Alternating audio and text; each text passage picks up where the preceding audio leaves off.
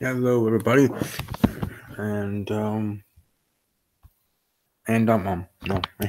here to the Sports Talk Network. Whoa, and welcome to tonight's video here talking some WWE. Welcome to Steve's Wrestling Ramble here on YouTube. Welcome here to my channel, Sports Talk Network. There's been some issue I've had today with some videos not being able to render and other such reasons and things. I don't know what's going on now. I'm trying to do a live stream and links aren't working. So I don't know what's up with that. Hopefully they work for my guests to join in. Let's talk about, or what I'm planning to talk about is Evolution and Crown Jewel. I'll be doing a live stream for Crown Jewel tomorrow when it airs 11 Central. But for right now, I just hope any of my team members or guests are able to make it. So hopefully that's the case. I guess we'll see, but the Bucks are playing, trying to stay undefeated here in the NBA. Right now, I'm actually watching the football game. It's good to see a number 4 doing well. Because Brett Favre, number 4, Packers. I was one of those people that wished that they had all 32 teams retire number 4. No one could wear number 4 ever again. Sort of thing, like, ever, no matter how good you are. But anyways, there's a football thing. Let's talk about wrestling. Evolution, last Sunday. Pretty dang good pay-per-view. And right off the heels of Evolution, we go right into Crown Jewel, which will be tomorrow afternoon. Again, like I said, 11 a.m. Central, 12 noon Eastern Time, and 9 a.m. Pacific Time for people on the West Coast. 8 a.m. time for people in Hawaii. Why I say that? Well, A, because people in Hawaii watch WWE, I'm sure. And B, I used to live in Hawaii when I was in the military, so give them a shout out in that respect. And in that aspect as well. But first, I want to talk about this news with John Cena and Daniel Bryan pretty much pulling themselves out of the Crown Jewel event, and my thoughts on that and everything. I do agree with VCM and some others on YouTube that were saying about, everybody seeing how noble Bryan was, specifically Daniel Bryan, then with John Cena lumped in, but Daniel Bryan standing his high ground, not going, not participating in Crown Jewel, and how others should be ashamed of themselves for not following suit and meeting other superstars and people associated with WWE going to the event for the show, and why they didn't just pull out and decide to cancel the event. What I say is it's a very tricky situation with a 10-year contract. That's first off. I didn't see that there was any really way for them to be able to get out of it. And as much as I wanted to believe those news reports of it being moved to England or back to the States or something like that, and still calling it Crown Jewel and being advertised that way, but it being in a different area, a more suitable area, let's just say. That I didn't think that was going to happen because of the contract that they did have with the Saudi government. And then even more so in regards to other superstars not following suit with Daniel Bryan, like that was supposed to start a chain reaction of superstars pulling themselves out. Well, first off, in that instance, none of the superstars are like Daniel Bryan. Do they really have the clout to be able to close themselves out of the event and say they're not going? I'm sure Vince McMahon is upset with Daniel Bryan as is. And if you're a superstar lower on the totem pole or lower on the ranking, not like his own alpha male that Daniel Bryan and John Cena are as their placement in the company, that your punishment would be worse and more severe than Daniel Bryan's. Let alone Daniel Bryan's punishment, whatever that to be, if that is to be anything. But if he lower card talent try to pull that same thing and tell Vince McMahon that they're not going to be attending Crown Jewel because they're agreeing with Daniel Bryan and the principles and standing up for that. And as noble as that is, and as much as I do agree in a sense, they have their own lives and families to think about. When what's easy for one to do isn't easy for others. And Daniel Bryan, in his situation, who just re-signed with WWE, is going to be golden money-wise pretty much for the rest of his life. Whereas other superstars again, alone in the car wouldn't have that same luxury. They go. They do the show, or their paycheck, or do whatever they're supposed to do, and for the event, or they're into match, or running, or whatever, come back to the States and move on with their lives for themselves. And if they want to, after the show, days after, weeks after, whatever, talk about how, I wish I didn't have to go, but it was a decision I really kind of had to make, sort of thing. So, as much as I applaud Brian for standing up and doing what he felt was noble and right, you have to see it on the other side of the coin as well. I'm just, being honest here with my opinion, which is what it is, one of many opinions. And just my opinion being, I respect what Daniel Bryan did. And I'm sure other superstars wish they could do the same thing, right? There's reports of other superstars that weren't too happy with this event. At that time, still going to be happening, and even more so as we get closer and closer to the date. Because it is tomorrow morning. It's unfortunate, the situation that they're in, but they're still going to go ahead and do the show as done. And once WWE made that decision, as for the WWE superstars and others, part of WWE going over there, then I guess if they wanted to, they could make a decision not to go and say no. Or, again, if they're less on the card, they might even be forced to go by Vince McMahon. Again, for Daniel Bryan's situation, okay, it's good and noble for him to do that, but in a business aspect, you're in a WWE title match. And you know how I feel about Daniel Bryan.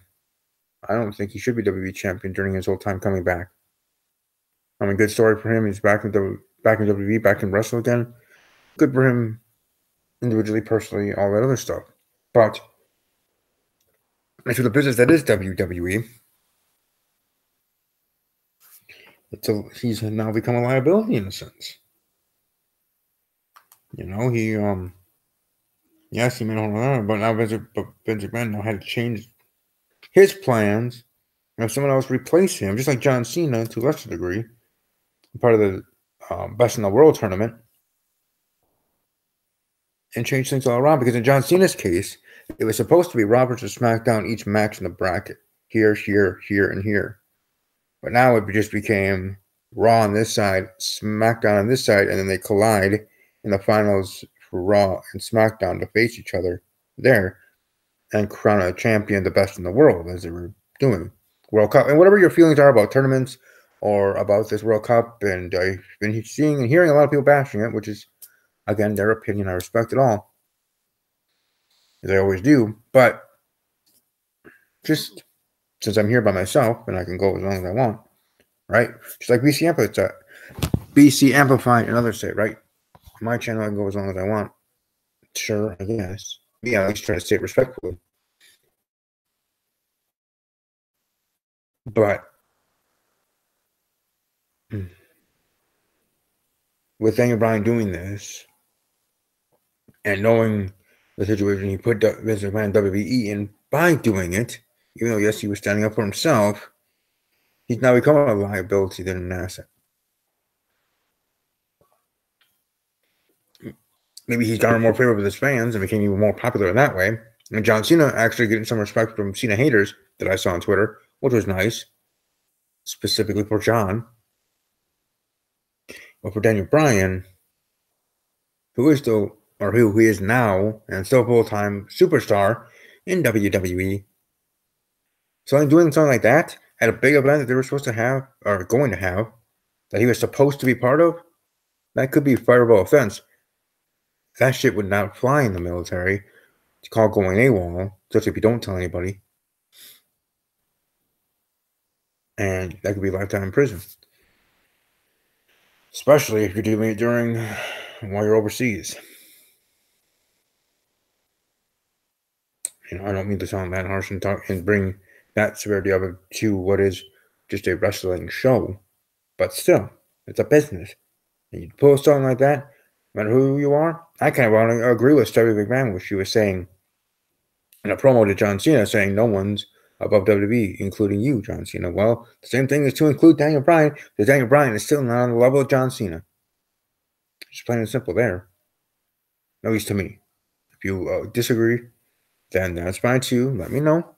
Leave in the comment section below or join the show if you want to and share your opinions, lay out your facts, as you might call them. But I'm just trying to speak my mind, my piece, my own opinion on the subject, and that's just how I see it in that respect. So hopefully, it's rolls out, and hopefully tomorrow I'll just go off with a hit. It's a good show. I'll be doing a live stream, like I said, by watch party. I certainly will be enjoying it. I know I'm having some issues here with YouTube. Hopefully, people that are watching live are able to, at the very least, be able to comment. I see my friend is actually, my co-host is actually able to join on, so let's welcome him before I keep rambling on and forget to. Let's welcome him to the show, co-host Kyron Chase. Hey Steve, what's up? Hey, not much, man. How you doing? I was just rambling and talking about my opinion in regard to Daniel Bryan and John Cena. Pulling ourselves out of this event tomorrow night, WWE Crown Jewel, Saudi Arabia. I don't know if you were to hear anything of it, but first I'll let you speak. I'll get your thoughts on that. I 100% am with Cena and Bryan on this.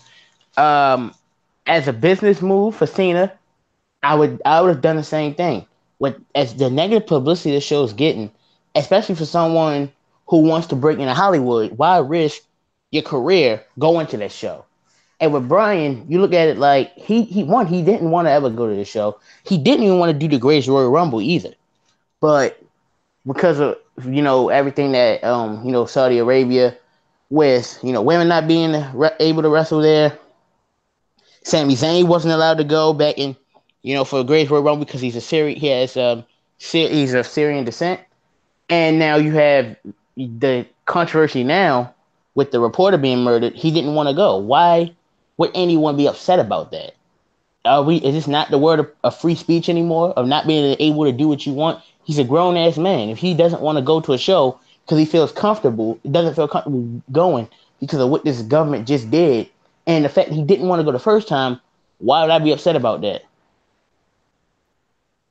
No, I understand and get that point wholeheartedly. I'm just talking on the other side of thinking is not that I disagree on his decision of pulling out and deciding to stand up for his rights and not want to go and hearing about even what you were bringing up with Sami Zayn not even able to do the event, the Greatest Royal Rumble, and that'd be another reason why he didn't go to this event. Even so, him making the decision even before the journalist was murdered in the Saudi consulate. Even before that event happened, which I'm sure even solidified his decision of not wanting to go. So I get that, I respect that, and I understand that. I'm behind Daniel Bryan in that part of it. It's just the business side of it with WWE is where I kind of see there might be an issue from their point of view of Daniel Bryan, who they were promoting heavily in a WWE Championship match against AJ Styles for the show. So seeing it in the eyes of WWE and the eyes of Vince McMahon that maybe for Daniel Bryan, even though he stuck to his moral high ground, and otherwise, which is awesome and good, right? I need to do that more in my own life. But point being is, he's become, maybe in their eyes, more of a liability than an asset because of, well, whatever really pisses him off in some other place or this other thing, and he doesn't want to go, and we're promoting him.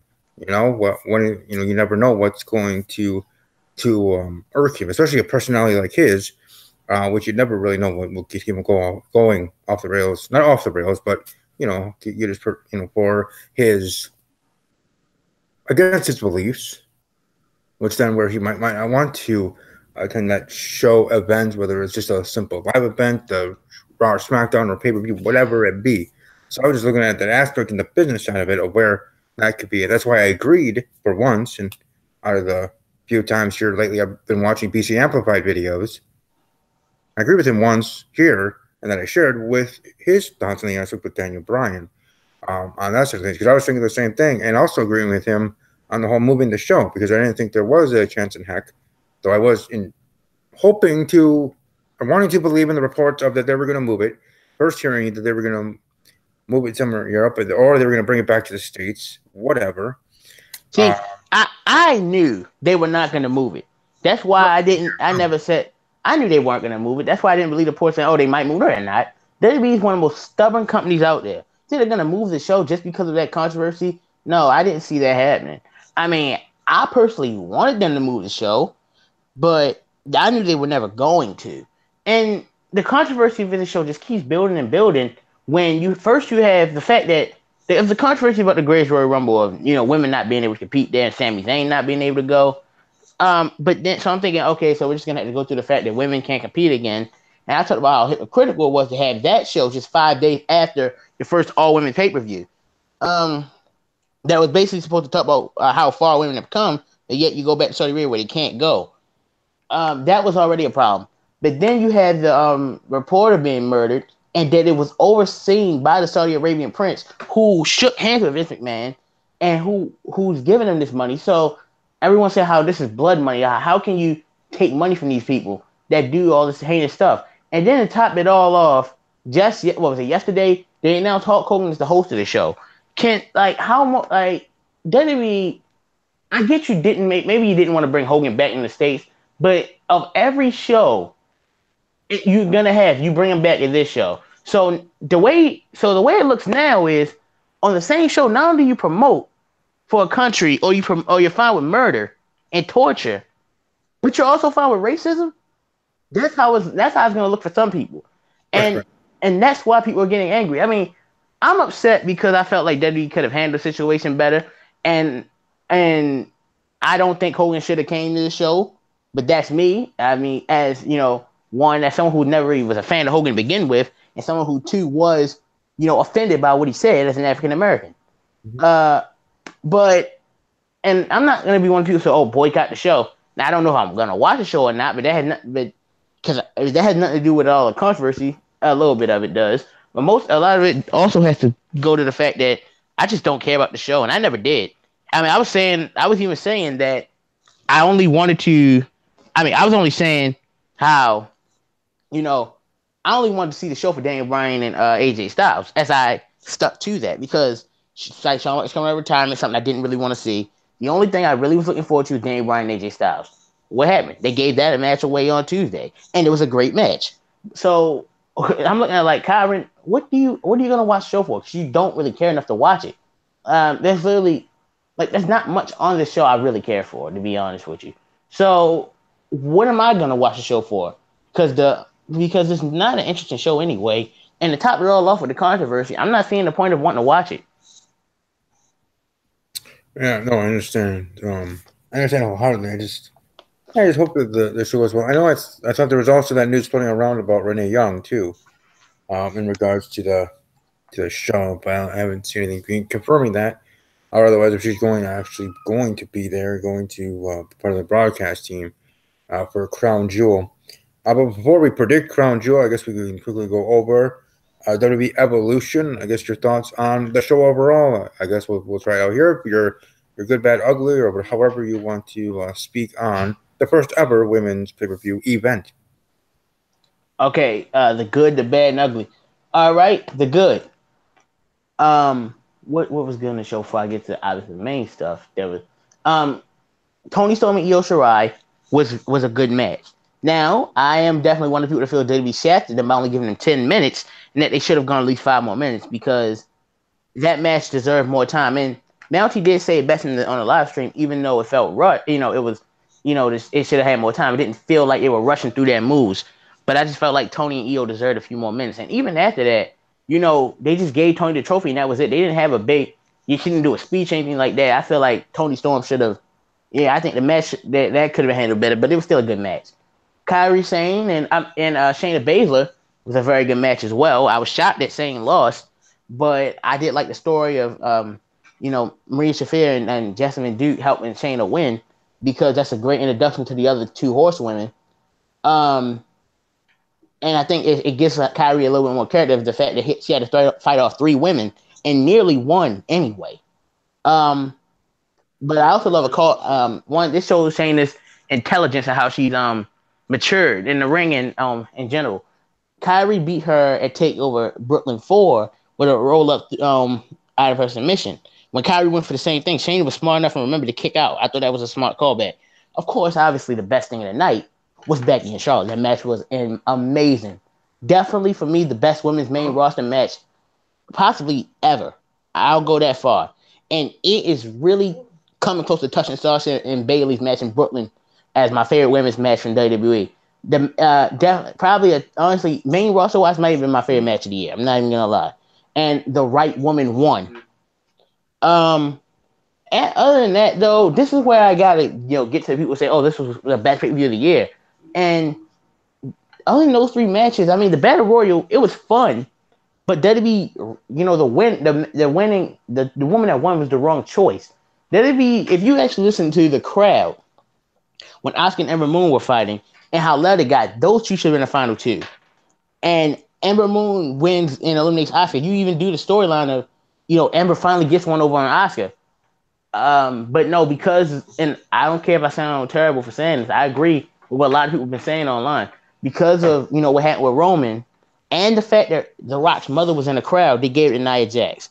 And I'm not really interested in seeing Nia versus Ronda again. I admit that. Even though the first match, I said exceeded my expectations, was better than I thought it had any right to be.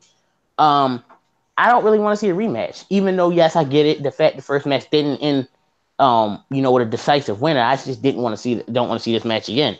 I much rather see Ember Moon get that, who needed that, and the crowd was behind her. The opening match I thought was meh. I'll give it a meh because Alicia Fox, we all know about the obvious botch in that match. So I'm not gonna just hold that on to. She just didn't look that good in the match. I'll be honest. Mickey I think did a great job carrying the match. Trish looked great. I don't think she knows what ring rust is because she looked very good. Lita was a little bit choppy, but she didn't look bad either. But the opening match didn't do anything for me. Besides being great to see Trish and Lita in the ring again, mainly Trish. And I'm down for just a one-on-one match between Trish and Mickey James. I think that'd be very good. The 6-woman tag, it was a good match, but like I said, it was hard to care about it. Like, it wasn't bad, but how can I? Because I don't think, like I said, those 6 women aren't capable of having a bad match. Why? I just didn't care enough to really watch it. Nikki and Ronda, I don't think it was a good match, but it was not as bad as it could have been. It was all right.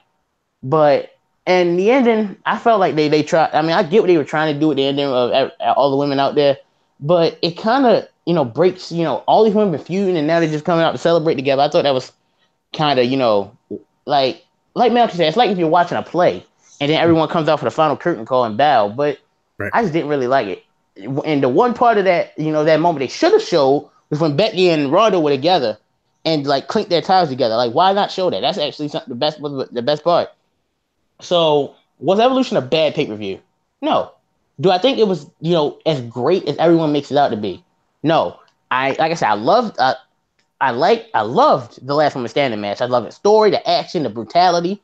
I really liked Shayna and Baszler and the story being told. And I think that, and props to Kyrie for that cross body shot outside. That was a thing of beauty. Mm-hmm. And I like Io Shirai and Toni Storm, and I don't want to complain about it, but like I said, the match should have been longer, and it should have made Tony's victory feel a little bit more important. But other than that, the Battle Royal, it had its fun moments, but the ending really kind of hurt it, and nothing else in the show wowed me. So I'm like I said, I'm not saying the show was bad because it was not, but I don't think it was as great as everyone makes it out to be. Right. I mean, for me, I thought it was a dang good pay-per-view event. I did enjoy it, and maybe some people were saying great, because it was the first ever women's pay-per-view event, the women's only pay-per-view event, and just for that historic aspect alone, for some in the WWE universe, that's why they were saying it's the best pay-per-view ever, because of that aspect of it. And I guess I understand where they are coming from there, because it was very historic. But as for the show itself, and judging it as the show it was, I definitely would say be good, right? If I voted on my own Insta poll, I would probably say good for the pay-per-view event, because I do believe it was. Good, bad, and ugly, I would say good is the women's match, well, the SmackDown Live women's match, Becky Lynch versus Charlotte Flair, Becky winning. Yes, I did predict Charlotte Flair to win. I just thought that's where they were going to go. Charlotte losing. I've had opportunities the past months or weeks there with Becky Lynch, and I thought maybe they were just going to give the title to Charlotte, have them have another match at Survivor Series, though I should have realized it would be champion versus champion on SmackDown with the women's division, but I didn't think of it then. But even though picking Charlotte, that match was awesome. and great just for even the near finishes with Becky with Becky Lynch and Charlotte there with the 10 count, even the one with all the chairs, even that spot. Even though we were talking during the live stream that yeah she'll get out of it, even with it being predictable, it still was awesome. Had that great moment with Charlotte just staring Becky into her soul, sort of thing. That stare kind of thing, as I call it. And even Becky selling that stare, all scared and stuff, trying to get away. Just both of them, even those little things, let alone how they were selling each other's moves and the match and that story, but that aspect of the storytelling, as you've been brought up. So all in all, that match was the best of the night, and that being my good. Bad, I guess, was just for me with Alexa Bliss not being able to compete. I know I'm not talking about a match, the actual match, but just her not being able to compete. Mickey James was saying on interviews leading up to the event that yes, she is dealing with concussion, but she does believe that she will be able to be cleared, and she's looking forward to being on the show, just as all the women, I'm sure, were as well. And this and that. But so I guess that being my bad. Ugly, I don't really have an ugly. Just the Alexa Bliss thing being bad because I really did want to see her on the show. I guess I could call the Alicia Fox botch ugly, not because of just specifically her doing the botch, but them doing the replay and showing the camera angle that they showed. Like that was just dumb in its own right, just as much as the botch itself. Yes. So When this is that just would be the ugly, more so the camera shot afterwards than even Alicia Fox botching in its own right. yeah, I agree. Even like I'm not like I said before, it wasn't like a botch that injured anyone. So I don't No, I'm right. not like it's like a botch that injured someone or injured herself or literally ruined the match per se. But it was still noticeable. And I definitely think the direction was terrible in showing a replay because if you could have kept it at the same angle, even though we know what happened, it wouldn't have been as obvious. But as soon as you show the referee, and he pulled off a good 2 seconds, so it's not so you couldn't even hide it that way. I thought that was a terrible. But I don't think like as it was a botch, but it wasn't the worst botch I've ever seen. It didn't injure anyone. It didn't injure herself. It didn't really ruin the match, so I don't really have that big a problem with it, even though it was a pretty bad botch. That's unfortunate because I know we were talking even in the live stream that she's done that before with botches of which she was supposed to come in to stop a pinfall sort of thing, and botching and forgetting her cue, and the same thing here there at Evolution. But all in all, like I said, definitely say it was a good show. If I graded from A to F, we'll probably give it a B, probably B plus. Give that plus because of the historic aspect of it, and a B for the actual event booking and otherwise. So, all in all, pretty good show. What I do think they should have showed, at least I think they showed on their YouTube channel or somewhere, whatever, WWE.com exclusive, wherever it was, of Becky Lynch attacking Ronda Rousey, which then led to the match being made for Survivor Series, which was going to be made anyways, champion versus champion, Becky Lynch versus Ronda Rousey in that matchup, where that match will not be a squash match.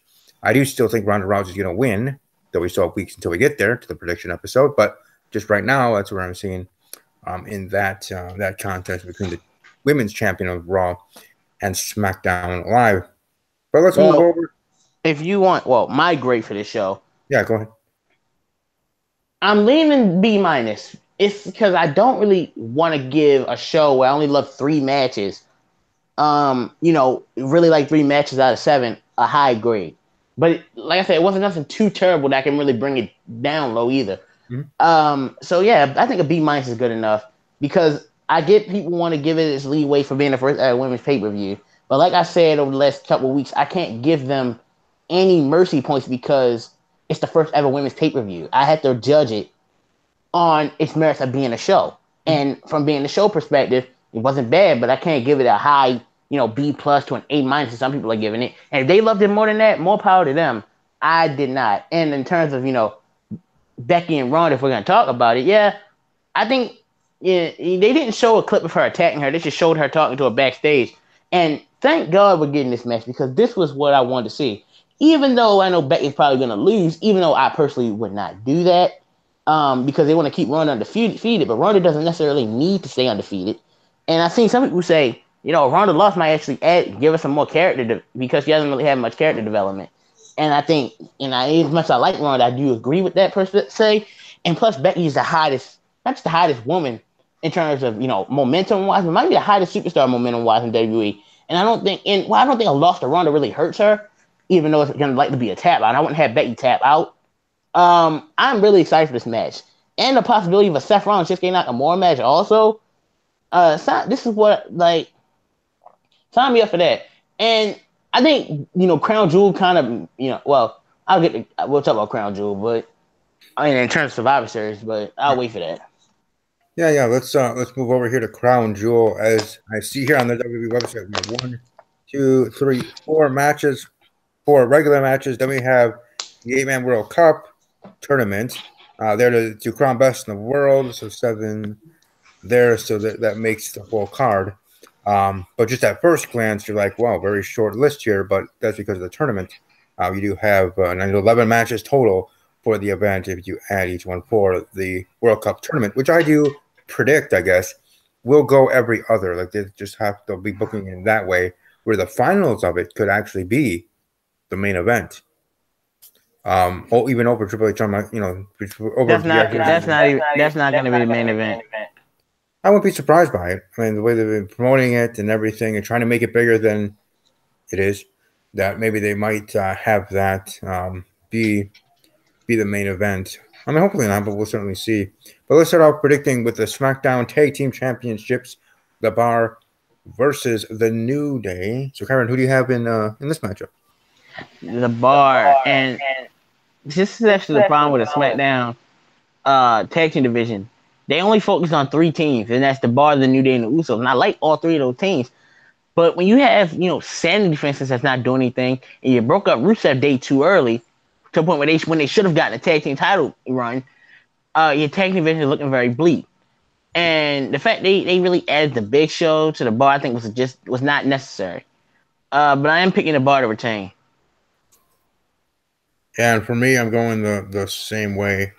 I'm going with the Bar to retain the titles. Don't see any reason to have the New Day to be winning it now.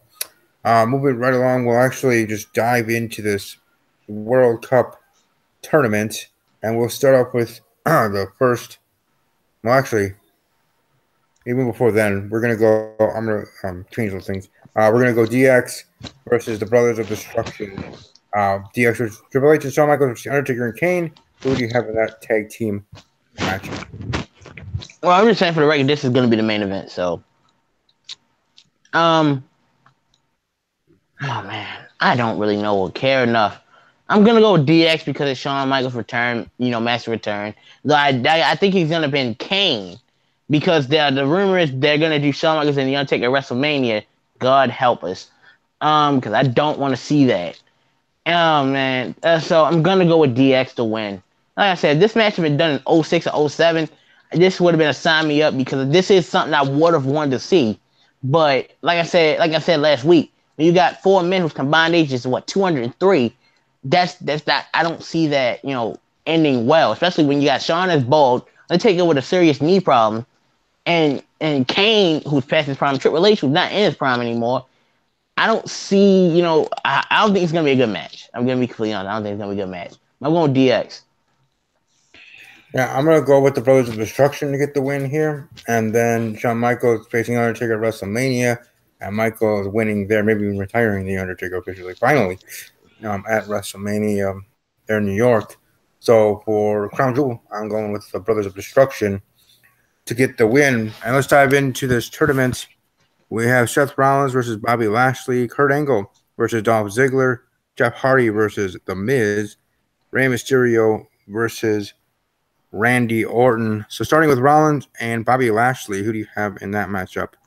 Well, before I talk about the tournament, I guess I say what I think about the tournament in general. I feel like Cena leaving it kind of ruined their plan. Because I said they should have done to gear us up for Survivor Series, which is only 3 weeks away. We haven't had any build.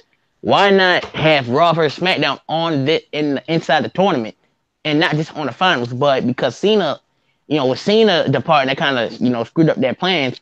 It just threw Lashley in. So with Rollins last time, obviously going with Rollins because Cena was planning to lose in the first round anyway. and they're surely not going to give it to Lashley over Rollins, who, they're not doing anything with Lashley pretty much. And while Rollins wanted arguably the main guy on Raw right now, so I'm going with Rollins to beat Lashley.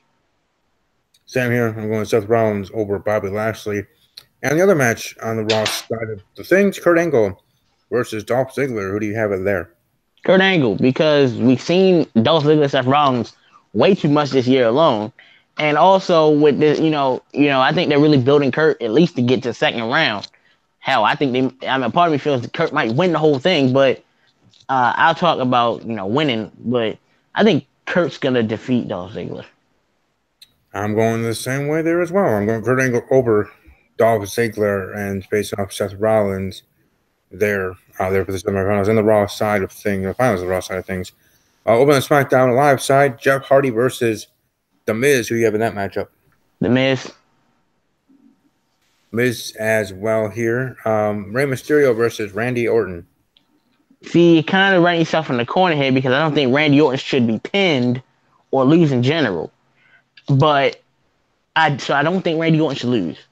However, they're not going to have Ray lose because he just came back. So what's the best way to get around that? Here's what I would do. Have Orton throw the tournament. Like, let's say Orton gets self-disqualified and beats Ray down with a chair, and which is going to play into what I feel like is going to happen later. But I say Orton gets self-disqualified and beats Ray down with a chair after the match, so Ray's wounded. So I got Ray winning by DQ. Okay.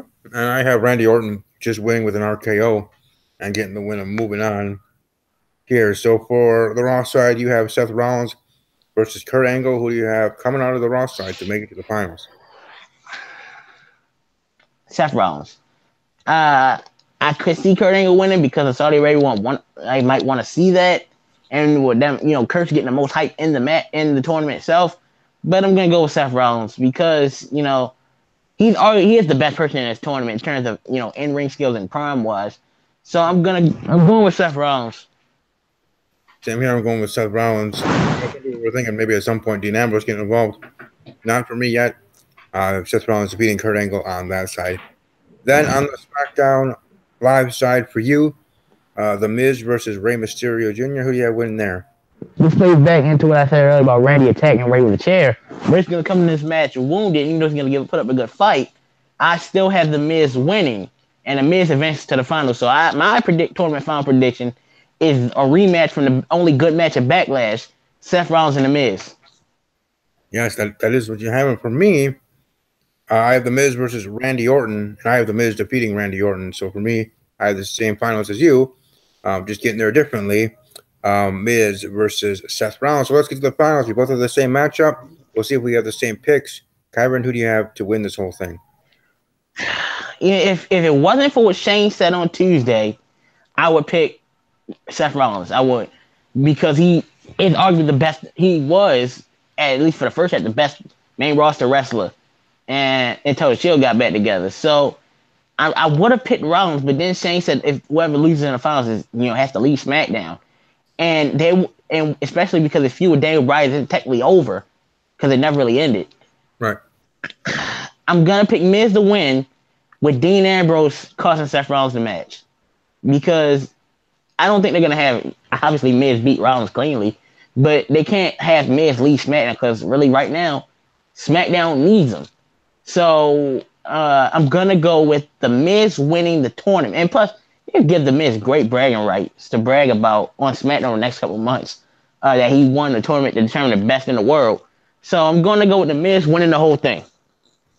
Exactly. Must be reading my mind because I was thinking the exact same thing for a finish. Dean Ambrose coming in there, referee's back turn. Hit 30 deep and Seth Rollins. Miz picks him up for skull crushing finale after he gets out of there. The Miz takes advantage, and then 1, 2, 3, The Miz wins. And stays on SmackDown Live and is crowned the best in the world. I guess that trophy there actually is a trophy there for the tournament. And then going back to SmackDown Live, like if they did want to have The Miz face Rollins in the finals, or Miz and Angle, whoever it would be, and have him lose to send him over to Raw, I'm going to hold the match with Daniel Bryan and however they would do it then. But I just think with what Shane McMahon said, in agreement with what you said, that with that announcement that probably is the SmackDown Live superstar that does make it to the finals, this thing is going to be going to be winning it all. I did want to say one thing before we move on to the rest of the matches for everybody listening, and even for Kyron Chase himself. For those that are unable to watch the show, I actually might put up a poll either later tonight or whatever on if I should be doing. I mean, I will still doing my live stream watch party, but if I should be live tweeting because I don't want to spoil anything for anybody that doesn't want to be spoiled. That either means the person themselves is going to be off Twitter, in their own right, taking things in their own hands, or if you are going to be on there, I'll try to do my best to not do that. I just wanted to bring that up because I might even throw that up as a poll just to see what people thinking, because I don't want to be that guy spoiling things for someone that wants to be watching later, whether they're looking forward to the show or not, sort of thing. And let them judge it accordingly, watching it blind reaction in their own right after or when they are able to watch the show. So moving right along, let's go with a new WWE title match. We got AJ Styles going up against Samoa Joe. Do you think Samoa Joe can be winning this title in an afternoon show in Saudi Arabia? Aaron? Man, this match is like, if Joe, like I said, a Super Showdown, if Joe doesn't win the title, there's really nowhere for him to go. So I want to pick Joe. But on the other hand, do I really? It's same thing I'm going to talk about the Universal title match too. Do I really want this show of all people to be the place where Samoa Joe won his first WWE Championship? That's going to be for some people, it's going to be a huge blemish. Also, AJ is only what? What's the day's date? The first 6 days or 5 days, one or the other, from holding the title for an entire year. Yep. So wouldn't they just go that route of having AJ hold it for a whole year? So while I think Joe should win, I'm picking AJ to win. All right, I'm going with AJ Styles as well. I just want to go here with the comments from 5 Minute Promo. I see here. Becky versus Ronda will be a no contest. Can't afford for either champion to look weak at this point. And then also from him, Evolution was a 7 out of 10 at best. And finally, him saying that I want to see if Shawn can still go. That's all that matters in that match for him. Well, I guess I'll respond. What he said. Becky was running no contest. I agree. That's what should happen. If you don't, because Becky can't take the loss, and Ronda, they want her to stay undefeated for Charlotte to end the streak, obviously. But with it being Rubber SmackDown, it adds to the points, and they might need to be tied for the big 6-man tag at the end, or 8-man or 10-man, whatever they're gonna do. They're gonna have to have it. They're gonna have a definitive winner, unless they don't have the same number of matches like they did last year. But we'll see that. And he also said you just want to see if Shawn can go. I mean, let's see. The man's bald. It's been 8 years since he last wrestled, and he hasn't. And I don't know. I don't think he can go anymore. But hopefully, I'll be pleasantly surprised. Yeah, hopefully. Anyway, so going on to the main event, or might be the main event, we'll see. The Universal title match, which now is 1-on-1. Brock Lesnar versus Braun Strowman. Do you think Braun Strowman is finally going to be winning this, or are they still going to have him going after the champion? This time, the champion being Brock Lesnar. How do you see this match going down? Braun Strowman does need a title. I'm not gonna lie, but they'd be kind of, just a little bit, maybe a little, sour on Braun Strowman a little bit when they turned him heel for no good reason. But and same thing with Joe. Do you really want this show to be where look back and see like Braun Strowman winning your title on this show? But and also with them having the champion versus champion match at Survivor Series, they could do a rematch from last year, but with AJ and Brock, which was a great match last year. I don't want to see Brock hold the title again. That's a problem. I don't think the match is gonna end in no contest because they need a champion for Survivor Series. So I'm gonna go on a limb and pick the person I don't want to see hold it again. So I'm gonna go Brock Lesnar. Yeah, I'm gonna go that way too. I just have a funny feeling that they're going to go that way. Either they made an agreement with Brock for him to make a couple more appearances moving forward before he goes off to do his UFC stuff, or otherwise, but have him be the champ. Maybe he'll just be the champion for 24 hours and something happens on Raw. I don't know. Not 24 hours, but to Raw. The show's not on Sunday, it's tomorrow. But anyways, I do agree with you. I'm going with Brock Lesnar as well to become the new Universal Champion, two-time Universal Champion.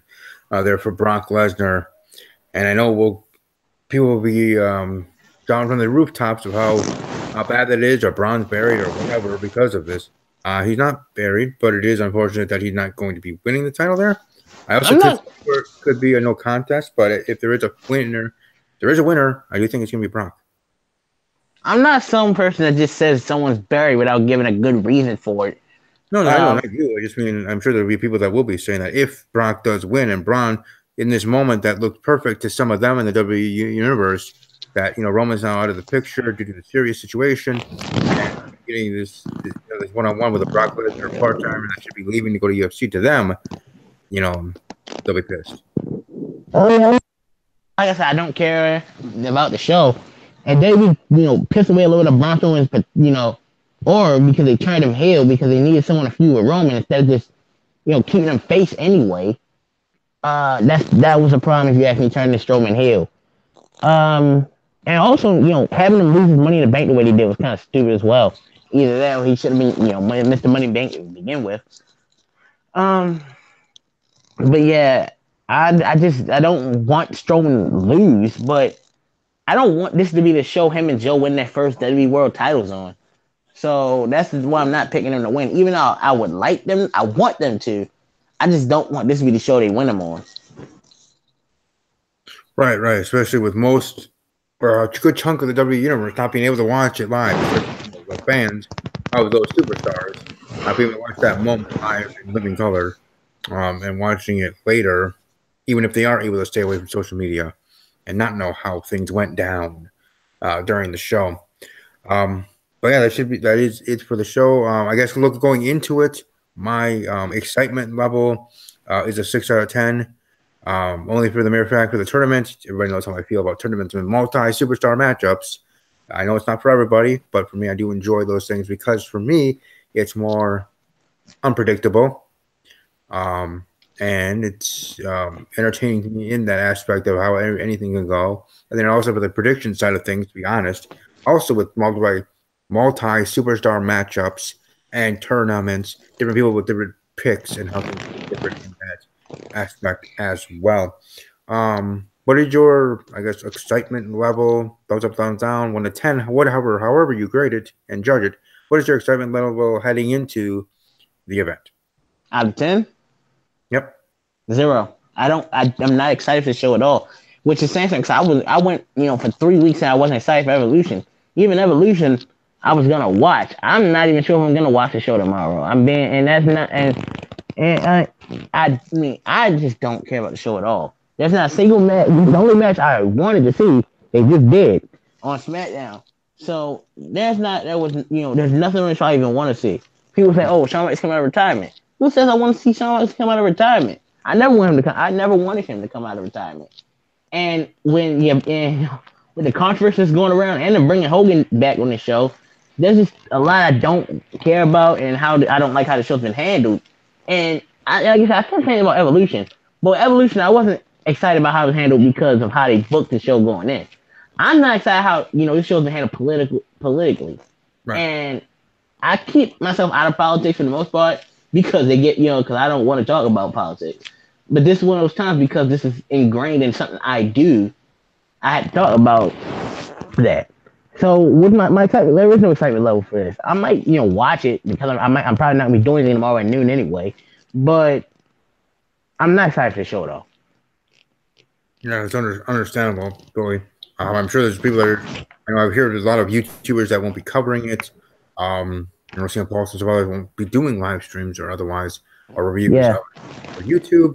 I know people, just fans, the universe that won't be watching the show about it all, this and that, and wait until Monday and move on from there. Like the show didn't happen, sort of thing for them.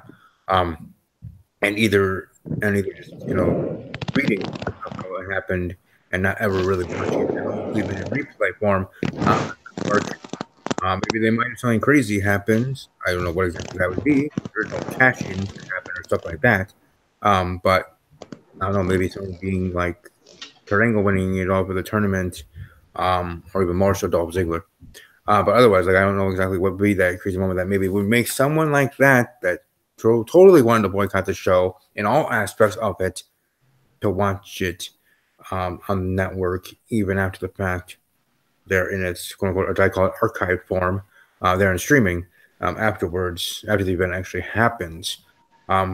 So yeah, like I said, I am somewhat looking forward to it because of the tournament and to see how those title matches go. One being replaced, and the other with being a one-on-one contest where they actually pull the trigger and have Braun Strowman win and become the champion. Well, obviously, we will see and find out tomorrow, starting at 11 a.m. Central, noon Eastern, 9 a.m. Pacific time. There, so hopefully, for those that aren't going to watch, enjoy your day tomorrow in general.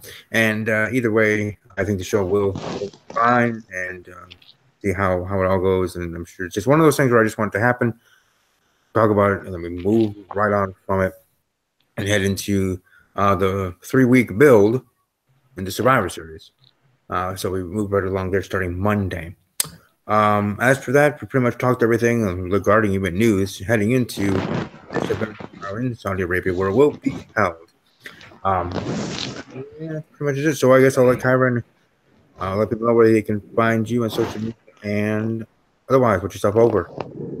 With my Twitter, /Pro Kyron, my Instagram, /Pro_Kyron. Tumblr, DeviantArt, Kyron Chase. YouTube account, Kyron Chase. I do videos on wrestling, Sonic the Hedgehog, my upcoming Christmas Magic. I do reaction videos every now and then. And I'm thinking I might do sports videos as well. And everybody, welcome to follow me on Twitter at @Ramble_WWE or my personal Twitter handle at Army_Strong_06. I'm on Snapchat and Instagram at StevieK_06. Where definitely see my randomness of posts there. Most recently, yesterday being Halloween and my nephew's birthday. But beyond there, welcome to find me here, of course, on this very channel. Subscribe, ring the bell, all that fun stuff. Welcome to leave a comment in the comment section below if you're watching this archive. Your thoughts on anything that we said here tonight to plan to boycott the event. And if you are boycotting it, let us know in what aspect and what way you're boycotting it. Are you boycotting it totally, or just boycott talking about it on social media? Like you watch it, but you're not going to be talking about it. Like there's many different ways a person can boycott things. So let your voice be heard in that way as well. Thank you to all watching live and those archived. Thanks to Timmy Warning for the comments, live comments during the live stream. So everybody, enjoy the rest of your evening, enjoy your tomorrow as well. And above all else, as always, take care. Peace out.